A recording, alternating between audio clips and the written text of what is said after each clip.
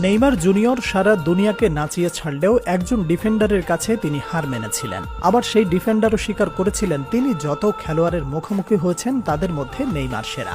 Neymar এ পর্যন্ত এই ডিফেন্ডারের বিপক্ষে করতে পারেননি কোনো সিঙ্গেল গোল ও অ্যাসিস্ট।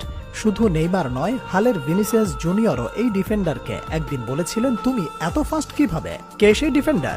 নেইমার জুনিয়রকে একবার এক সাক্ষাৎকারে প্রশ্ন করা হয় তার ফেস করা এখন পর্যন্ত সবচেয়ে কঠিন ডিফেন্ডার কে ছিলেন। এই প্রশ্নের প্রতিউত্তরে সেলেসাউদের সর্বোচ্চ গোলদাতা বলেন, আমার পুরো ক্যারিয়ারে ফেস করা সবচেয়ে কঠিন ডিফেন্ডার হলেন ইংল্যান্ড ও ম্যানচেস্টার সিটির কাইল ওয়াকার। সে খুব শক্তিশালী, সে স্পিডের পাশাপাশি অসাধারণ ক্ষিপ্রতা সম্পন্ন।